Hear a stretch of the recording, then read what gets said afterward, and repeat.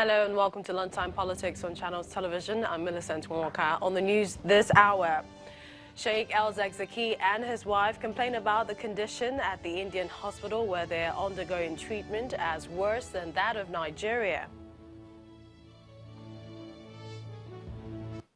And politicians in Anambra State are talking about zoning arrangement ahead of the governorship election in 2021.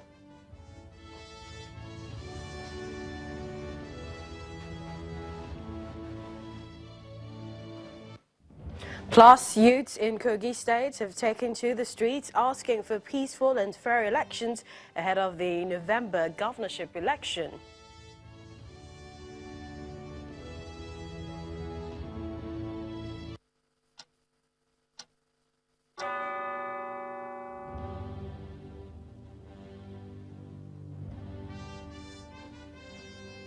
Welcome everyone to the program.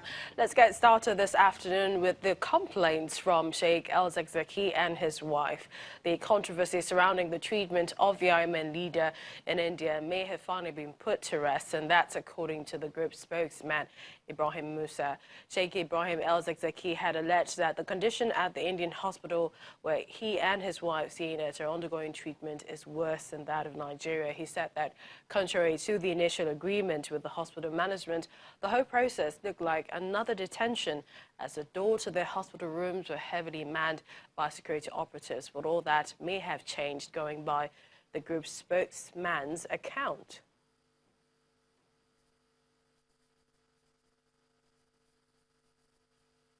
After the arrival of Sheikh El-ZakZaky and his wife at Medanta Hospital in New Delhi, India, Nigerian government, through its security agents that escorted him, acted in contrary to what was earlier stated in the Kaduna High Court by devising new types of plots to frustrate his doctors from offering emergency treatment to the Sheikh, whose health has seriously deteriorated as a result of the gunshot inflicted on him by the Nigerian army.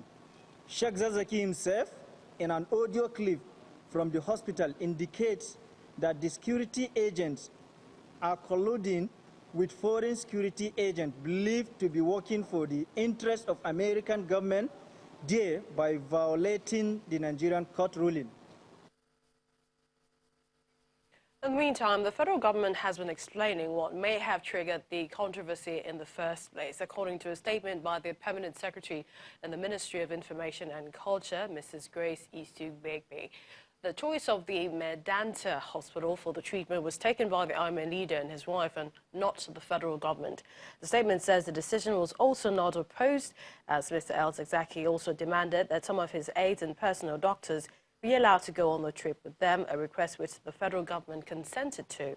The statement further expresses surprise at the complaints from the IMN leader, adding that the situation actually changed when they got to India and Sheikh El-ZakZaky started displaying ulterior motives against laid-down procedures, that his passport, demanding his passport be handed over to him, but the state officials would not budge to this pressure. They also said, quote, the situation became worse in India as he refused to subject himself to preliminary medical checks. In addition, demanding free movement and access to visitors of all kinds, as well as requested to be allowed to check into a five-star hotel. Instead of being admitted in the hospital, the request was refused on the ground that he came into the country for medical reasons and not as a tourist, end of quote. The statement also adds that Sheikh El-ZakZaky had demanded that police protection be withdrawn from him by the Indian authorities. The government, however, says it will ensure the prosecution of the IMN leader through due process if and when he returns to the country.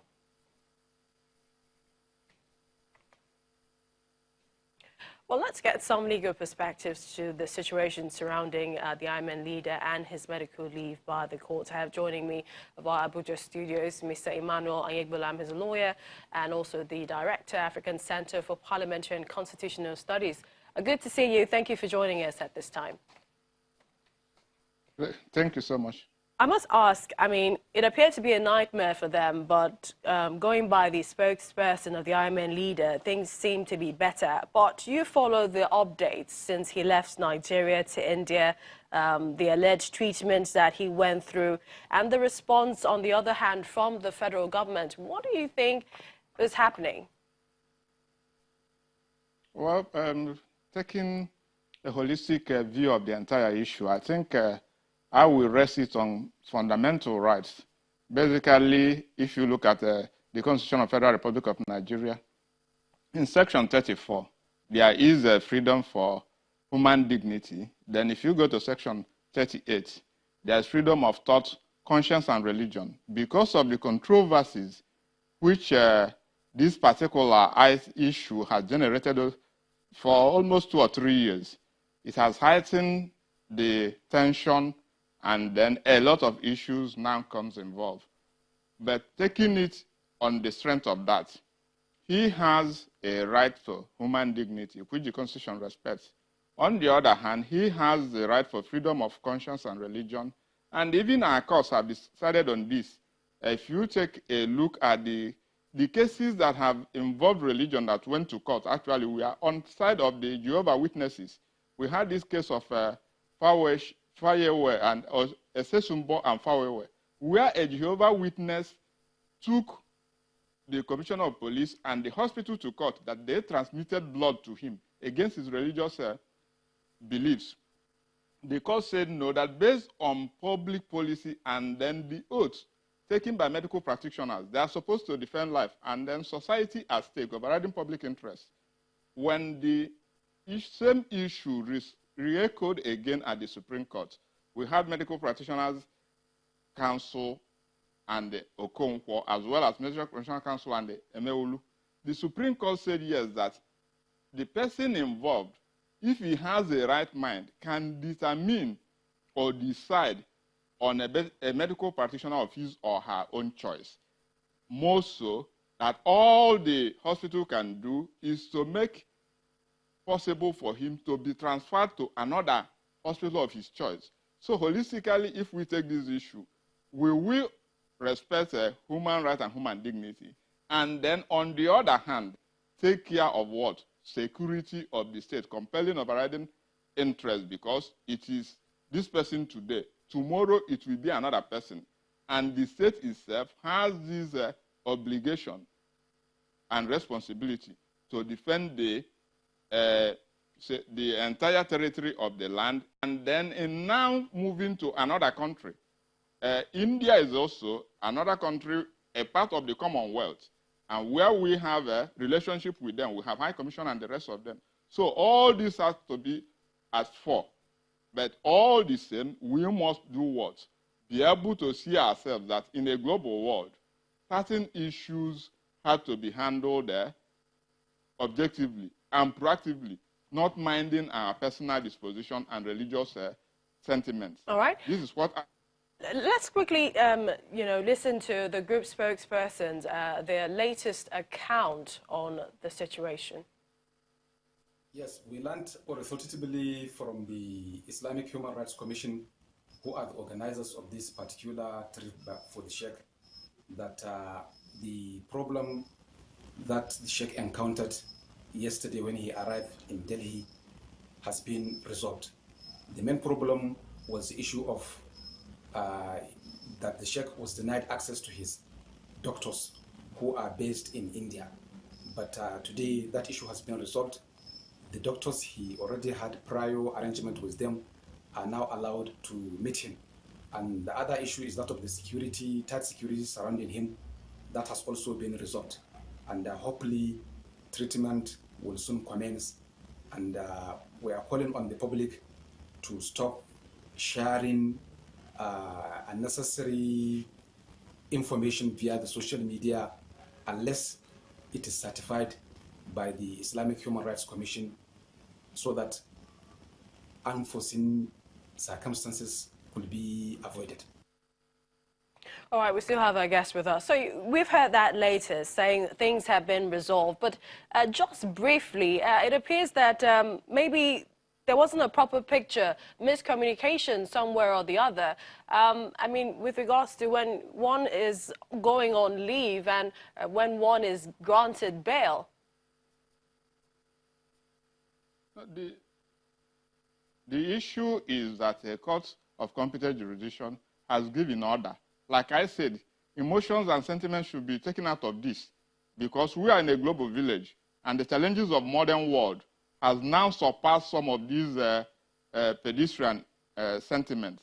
Therefore, having, like you listening to him, social media and the rest of them should be taken out of this.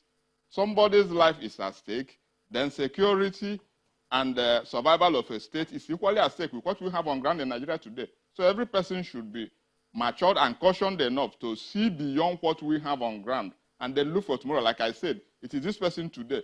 Tomorrow it may be another person.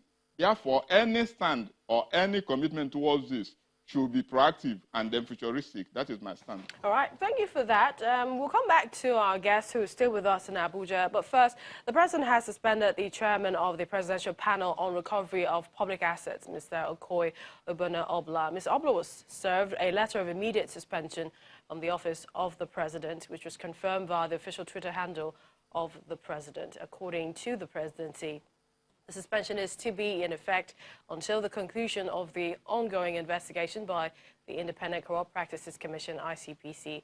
There have been reports of allegations against Mr. Obuna-Obla's issues, including falsification of WAEC result and corruption. According to reports, the trouble may be linked to an investigation by the Anti-Graft Agency, which found that he may have falsified his WAEC result to enroll at the University of Jos, where he studied law in the 1980s. The allegations are also that he also attended the Nigerian Law School on the back of the fake high school records. Again, the findings of the ICPC may have corroborated a previous inquiry by the House of Representatives in 2018, the House committee that investigated his WAEC documents, which found out that it was fake and asked the president to remove him from office. Another matter which may have raised worries is the allegation that Mr. Obuna-Obla had used his office to enrich himself. The House also reached similar conclusions in its December 2018 report. In the meantime, the president has given his assent to a bill which changes the name of the Nigerian Prison Service to Nigeria Correctional Service. That's according to the Senior Special Assistant to the President on National Assembly Matters, Senator Ita Enang. The Nigeria Correctional Service, which is made up of two faculties, the custodial and non-custodial service, will also address the challenge of overcrowding in prisons.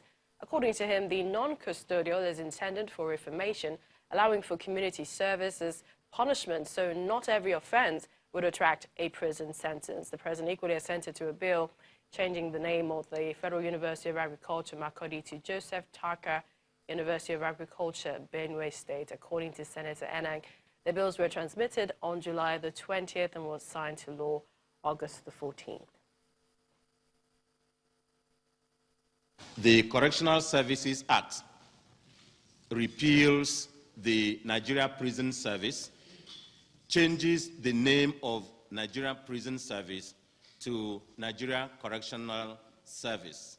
Then the prison service is to, while you are there, identify causes why the person may have committed the offense and take steps at reformation. The service is to also teach the inmates one trade or the other. That trade can generate money, and that money, the person who is involved in producing that, which produces that money, is entitled to 1/3 of the money. The other third will go to the correctional service. The other 1/3 will go to the Consolidated Revenue Fund of the Federation. They are to have farms. They have to have technical institutions. They are even to establish other institutions. They're even to collaborate with the existing institutions. Let's go on a short break. When we return, we would indeed talk about that, especially some of the legalities that came about the timing of the signing of that correctional service. That's the president's changing the NPS to the correctional service, and also politicians talking about zoning in Anambra State. We'll find out where they want the next governor in the state to come from.